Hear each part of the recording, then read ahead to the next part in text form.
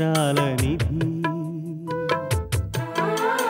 ఓ విధి విచిత్రాల నిధి వింత కథల సారథి ఆశ నిరాశల వారధి నిరంకుశ నిర్ణయాల నిర్దయవానిధి ఓ విధి విచిత్రాల నిధి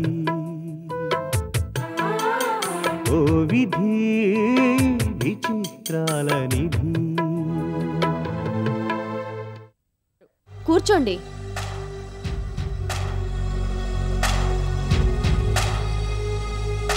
ఆగో. నువ్వు కూర్చున్న తర్వాత సోఫాకి మురికంటుతుంది. మురికి వస్తువుల్ని మురికి మనుషుల్ని ఇంట్లో ఉంచుకోవడం అలవాట్లేదు కాబట్టి విసిరి వీధిలో పారేస్తాను. మళ్ళీ అలాంటి సోఫాని తిరిగి తెచ్చివ్వగలవా? తెచ్చివ్వలేవు. నీ జీవితాంతం తలకిందులుగా తపస్సు చేసినా అలాంటి సోఫాలో కూర్చోలేవు. అలాంటి నువ్వు నా ఇంటికొచ్చి నాతోనే మాట్లాడతావా? ఎవడ్రా నువ్వు అసలు? నువ్వేంటి, నీ బతుకేంటి? పూటగతిలేని నీ మనవరాలికి నా మనవడే కావాల్సొచ్చాడా? పోయి క్రాస్ రోడ్స్ దగ్గర నిల్చుంటే కావలసినంతమంది వస్తారుగా. అమ్మగారు, అణిగి మణిగి ఉండే కొద్దీ హద్దు మీరు మాట్లాడుతున్నారు. You dirty country brute! మా ఇంటికొచ్చి మాకే హద్దుల గురించి చెప్తున్నావా? మీ అమ్మాయి మా అబ్బాయితో ఎన్ని రోజులు తిరిగిందో రోజుకెంత కావాలో లెక్కలేసుకుని మరీ తీసుకురా. నువ్వు అడిగిన దానికంటే ₹1 ఎక్కువే పారేస్తావు. పారేస్తారమ్మా? ఎందుకు పారేరు? డబ్బున్న మారాళ్ళు కదా మీరు. ఏకంగా ఏ అమెరికాలోనో సెటిల్ అయిపోయి మహాలాంటి వాళ్ళు ఏం కర్మ, ఏకంగా ఈ దేశాన్ని అయితే హిందూ మహాసముద్రంలో పారేస్తారు. మీ దగ్గర ఉన్న పచ్చనోట్లు మా దగ్గర లేవనే కదా మీకు ఈ మిడిసిపాటు. మీలాంటి అహంకారుల్ని చూసి సిగ్గుపడే కాబోలు పచ్చనోట్లు సైతం వాటి పచ్చదానాన్ని పోగొట్టుకున్నాయి.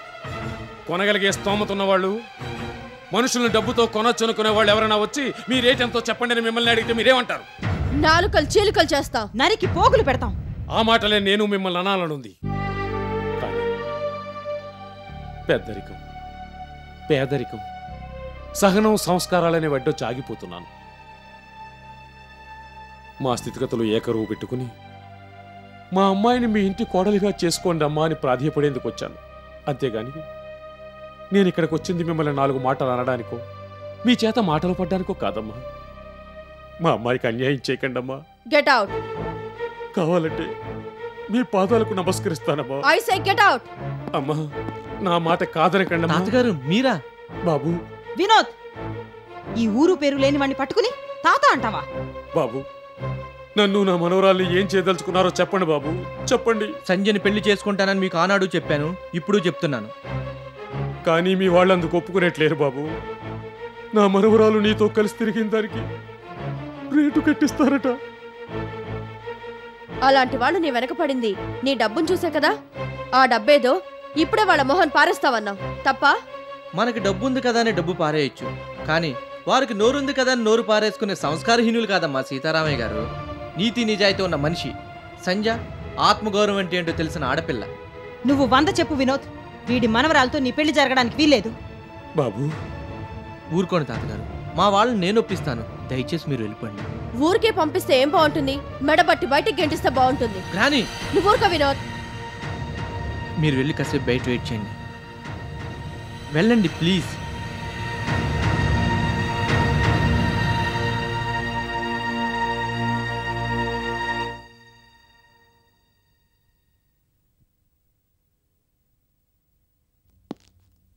గ్రాని, Sanjay is a nice girl.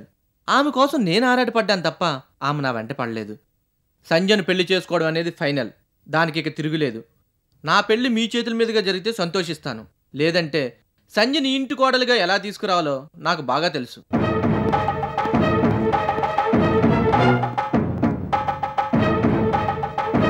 వినోద్ని ఎక్కువ గారాబం చేయొద్దు మమ్మీ అని చెప్పాను, విన్నావా? ఇది కూడా తనకు తానుగా చేసిన పనని నేను అనుకోవడం లేదు.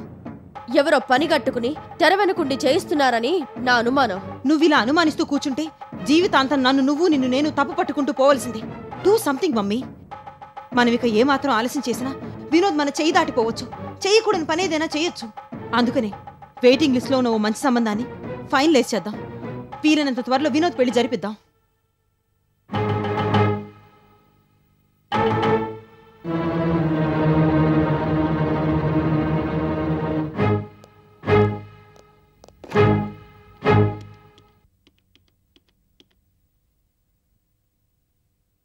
హలో వెంకటాచలం గారు, ఎలా ఉన్నారు?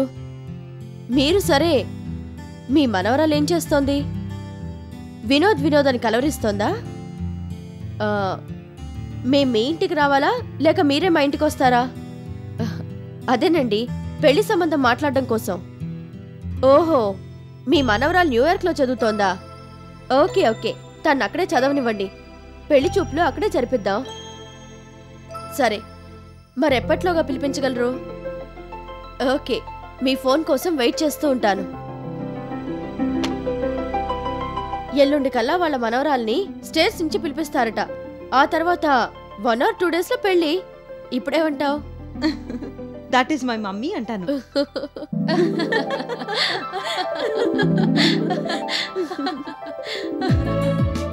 ఆ అబ్బాయి అలా చెప్పాక నాకు ధైర్యం వచ్చిందమ్మా. సంజను ఖచ్చితంగా పెళ్లి చేసుకుంటాడని. ఇప్పుడేమంటావు మావయ్య? నీ కొడుకు నన్ను తప్ప వేరెవరిని పెళ్లి చేసుకోడంట. మాట అనగానే సరిపోతుందా? మాట మీద నిలబడడం చేతగా వద్దు. అదేమిటి బాబు అలాంటావు? ఇటువైపు నుంచి ఇది నాటకమే గాని అటువైపు వినోద్కి లైఫ్ అండ్ డెత్ సమస్యేగా. సంజయను పెళ్లి చేసుకునే ఉద్దేశం లేకుండానే వినోద్ పెద్దవాళ్లతో అంత ధైర్యంగా మాట్లాడాడంటావా? లేదండి, సంజయ్ విషయంలో వినోద్ కృత నిశ్చయంతో ఉన్నాడు. ఈ సంగతి నీకెలా తెలుసు సీతారామయ్య అంటారేమో. అమ్మాయి పట్ల అబ్బాయి ప్రేమ ఏ పాటితో కనుక్కుందామని చిన్న పరీక్ష పెట్టాను. అందులో వినోద్ నెగ్గాడు. ఇప్పుడున్న పరిస్థితుల్లో ఆటే ఆలస్యం చేయడం మంచిది కాదు కాబట్టి త్వరలో పెళ్లి జరిపిస్తే బాగుంటుందని నా అభిప్రాయం. మీరు చెప్పాల్సింది చెప్పారు. ఇక మీరు దయచేయండి. సీతారామయ్య గారు, సంధ్య వినోదుల పెళ్లి రేపే జరిపించాలి. అది మీ ఆధ్వర్యంలో జరగాలి. ఏమిటమ్మా ఇది? బొమ్మల పెళ్ళి అనుకుంటున్నావా? కాదు బాబు, ప్రాణం ఉన్న బొమ్మల్లా పడున్న మనకు చేతగాని పెళ్లి. సీతారామయ్య గారు మాత్రమే జరిపించగలిగిన పెళ్లి. ఇంత త్వరగా జరిపించాలంటే మరి గుళ్ళో పెళ్లి ఒకటే శరణ్యం. అది ఏదన్నది ప్రధానం కాదు. పెళ్ళైతే చాలు. మిగతా వివరాలు నేను మీతో మాట్లాడతాను. బయలుదేరండి. నువ్వెక్కడికి? తాతయ్యని డ్రాప్ చేసి రావాలిగా. సర్లే, త్వరగా వచ్చేయ్. పెద్దదాని వయ్యుండి ఏమిటమ్మా ఈ నాటకాలు? నీ అత్త నీ భార్య ఆడిన నాటకాల కన్నా గొప్పవైతే కాదుగా. వాళ్లేదో నాటకాలు ఆడారని మనము ఆడి పసిపిల్లల జీవితాలతో ఆడుకోవడం ఏమీ బాగోలేదు. జీవితాలతో ఆడుకోవడం కాదు, 2 జీవితాలను ఒకటి చేస్తున్నావు. 2 వారసత్వపు సంపదల్ని ఒకటి చేస్తున్నావు. సంధ్యా వినోదుల పెళ్లితో విడిపోయిన 2 కుటుంబాల్ని ఒకటి చేస్తున్నావు. ఆ పెళ్లికి నువ్వు వస్తున్నావు. సంజయ్ పెళ్లి ఘనంగా జరిపిద్దామని ఆశపడ్డాను. నీ పెళ్లి కూడా అలానే జరిపించాలని నేను ఆశపడ్డాను. చివరికేమైంది? ఆఖరికి నీ పెళ్లి పందిట్లో నిల్చుని అదృష్టాన్ని కూడా నోచుకోలేకపోయాను. ఆ బాధేమిటో రోజుకి తెలియాలి. అలా తెలుసుకునే మనుషులైతే వాళ్ళు అలా ఎందుకుంటారు, మనం ఇలా ఎందుకుంటాం? నా పెళ్లి విషయంలో నువ్వు పడిన బాధలేమిటో ఆ రోజుకి తెలియచెప్పాలనుకోవడంలో తప్పులేదు, కానీ కొంతకాలం ఓపిక పడితే బాగుంటుందేమో. నో, ఈ పెళ్లి వెంటనే జరగాలి. సరే, నీ ఇష్టం. నా ఇష్టం ఒకటే కాదు. ఇక్కడ పెళ్లి కొడుకు నీ కొడుకు, పెళ్లి కూతురు నీ మేనకోడలు. ఆ ఇద్దరికి నీ ఆశీస్సులు కావాలి. ఈ విషయంలో మాత్రం నీకిష్టం ఉన్నా లేకపోయినా నేను చెప్పినట్టే వింటున్నావు. That's all.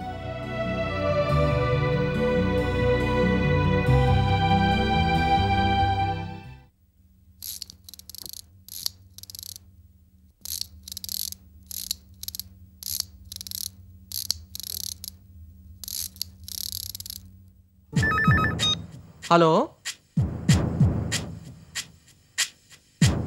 నేను బాసు, చిన్నానే. ఎరా చిన్న, నేను చెప్పిన పనులు ఎంతవరకు వచ్చాయి? అన్నీ రెడీ చేసేసాం బాసు. నువ్వు కోరుకున్నట్టు పెళ్లి రేపే జరుగుతుంది. 10ంటికి ముహూర్తం. 9ంటికల్లా నువ్వు టెంపుల్ దగ్గరకు వచ్చేసాయి. సంధ్య, తాత, మేము అందరం నీ గురించి టెంపుల్ దగ్గర వెయిట్ చేస్తుంటాం. ఎట్టి పరిస్థితుల్లోనూ మీ ఇంట్లో వాళ్ళకి అనుమానం రాకూడదు సుమా. ఓకే, అవన్నీ నేను చూసుకుంటానులే. పెళ్లి సామాన్ ఏదో కొనాలి, సాయం రమ్మని అడిగాడు తాత. ఉంటాను బాసు. థ్యాంక్స్ రా చిన్న, బాయ్.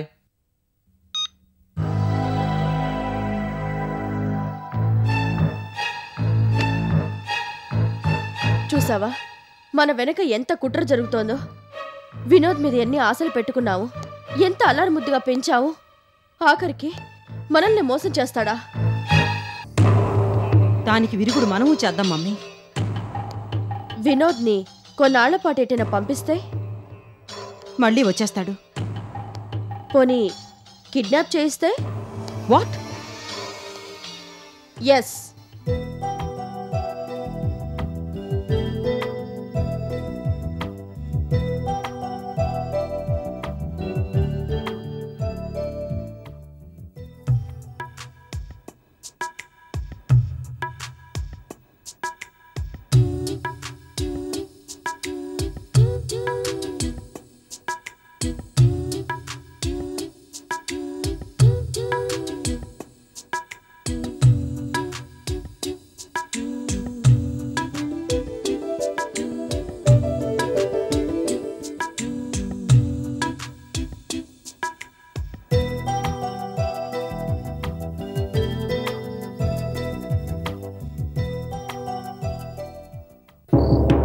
వినోద్ బాబు గారిని కిడ్నాప్ చేయడమా?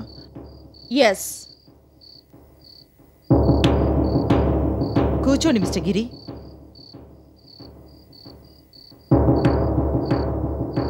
వినడానికే కొంచెం ఇబ్బందిగా ఉంది మేడం. ఆఫ్ కోర్స్, కానీ చెయ్యక తప్పదు. మీరు ప్రాణప్రదంగా ప్రేమించే వినోద్ బాబు గారిని, మీ సొంత మనవణ్ణి మీరే కిడ్నాప్ చేయించాల్సిన అగత్యం ఏమొచ్చింది మేడం? ఎప్పుడే అగత్యం వస్తుందో చెప్పలేం కదా మిస్టర్ గిరి. సంధ్య అనే స్టూడెంట్ మా అబ్బాయిని వల్లో వేసుకుంది. ఏం మాయ చేసిందో దాని తప్ప వేరే అమ్మాయిని పెళ్లి చేసుకోనంటున్నాడు. నయాన్నో భయాన్నో నచ్చజెప్పవలసింది మేడం. అవన్నీ అయిపోయాయి. దాని తాత వస్తే వాడికి వార్నింగ్ ఇచ్చాం, లాభం లేకపోయింది. అందుకే మేము ఈ డెసిషన్ తీసుకున్నాం. Mister Giri, first of all మీరు అర్థం చేసుకోవాల్సిన పాయింట్ ఒకటి ఉంది ఇక్కడ. డబ్బు కోసం ఆశపడి చేసే కిడ్నాప్ లాంటిది కాదు ఇది. కొన్ని గంటలు, ఇఫ్ నెసరీ కొన్ని రోజులు వినోద్ బయట కదలడానికి వీల్లేదు. ఇప్పుడున్న పరిస్థితుల్లో అది అసాధ్యమని తేలిపోయింది. పెళ్లి రేపే చేసే ప్లాన్లో ఉన్నారు ఆ డర్టీ స్కౌండ్రల్స్. లాస్ట్ రెసార్ట్గా ఈ డెసిషన్కి వచ్చాం. అప్పగించిన ఏ పనినైనా సమర్థవంతంగా చేయగలరన్న నమ్మకంతోనే ఈ పని మీకు అప్పగిస్తున్నాం. నా పట్ల మీకున్న నమ్మకాన్ని మరోసారి రుజువు చేసుకుంటాను madam. And one more thing mister Giri, kidnap ఈ రాత్రికే, వీలుంటే ఇంకాసేపట్లో జరిగిపోవాలి. ఇదయ్యాక ఆ ముసలాడిని, వాడి మనవరాల్ని మూడో కంటికి తెలియకుండా ఊరు దాటించేయాలి. అలాగే మేడం. వినోద్కి ఎక్కడా ఎలాంటి అనుమానం రావడానికి వీల్లేదు. ముసలాడు ఉండేది ఎక్కడో మీకేదైనా ఐడియా ఉందా మేడం? No idea. మీకు అవసరమైన ఏవైనా యథేచ్ఛగా వాడుకోవచ్చు. నా పర్మిషన్ కోసం ఎదురు చూడాల్సిన అవసరం లేదు. బట్ ఎప్పటికప్పుడు టచ్లో ఉండాలి. ఈ వ్యవహారం మీకు, నాకు, మమ్మీకి తప్ప మరెవరికీ తెలియడానికి వీల్లేదు. ఇన్ని కండిషన్ల మధ్య పని జరిపించడం కష్టమని తెలుసు మిస్టర్ గిరి, కానీ దీన్ని మీరు సక్సెస్ఫుల్గా కంప్లీట్ చేస్తారన్న నమ్మకం నాకుంది. మీరు నిశ్చింతగా ఉండండి మేడం. Okay, proceed.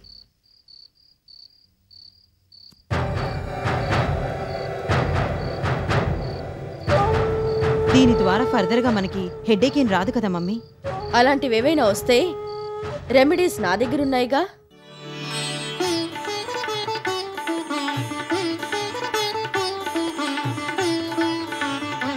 పెళ్లి రేపు కదా, ఇప్పుడెందుకమ్మమ్మా ఇవన్నీను? రేపు అలంకరించడానికి కుదరదనే కదమ్మా ఇవన్నీ ఇప్పుడు అలంకరించి చూసుకోవడం. ఏదో నా తృప్తి కోసం, కాదనుకు. అవును, సంజయ్ పూర్ గర్ల్, పేదింటి అమ్మాయి కదా. ఇంత రిచ్గా ఉన్న జ్యువెలరీ శారీస్ ఎలా వస్తాయి, ఎక్కడి నుంచి వస్తాయి?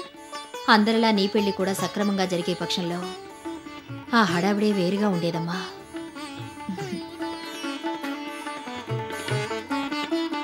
ఇప్పుడు మేకప్ ఏంటి బీడి? అమ్మని సంజయ్ని త్వరగా కిందకి రమ్మని చెప్పు. Wrong wrong. మ్యారేజ్ మేకప్ అంటే చాలా టైం టేకింగ్ బాబు. మీరు కొంచెం పేషెన్స్ క్యాచింగ్. ఏంటి పేషెన్స్ క్యాచింగా? అవును, పేషెన్స్ ఈజ్ ఓపిక, క్యాచింగ్ మీన్స్ పట్టడం. పేషెన్స్ క్యాచింగ్, ఓపిక పట్టడం. Correct English. అవునవును, కరెక్ట్ ఇంగ్లీష్.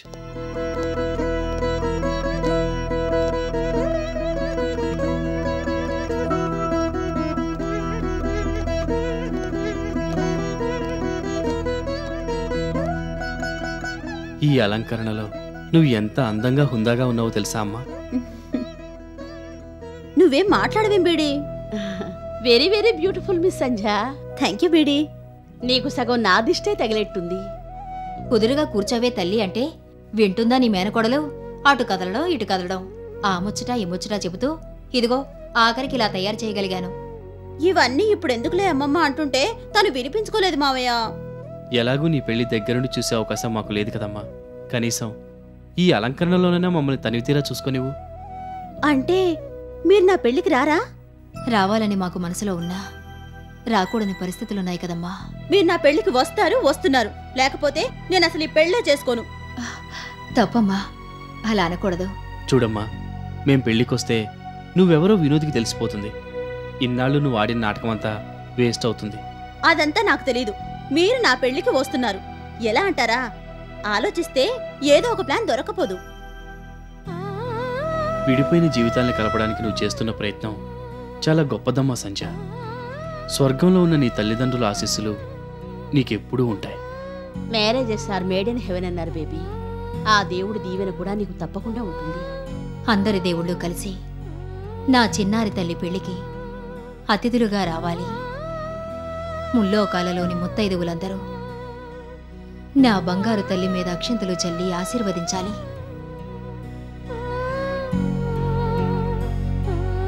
పుట్టిల్లు గుర్తురానంత సుఖంగా నా తల్లి అత్తవారింట సుఖశాంతులతో వర్ధిల్లాలి.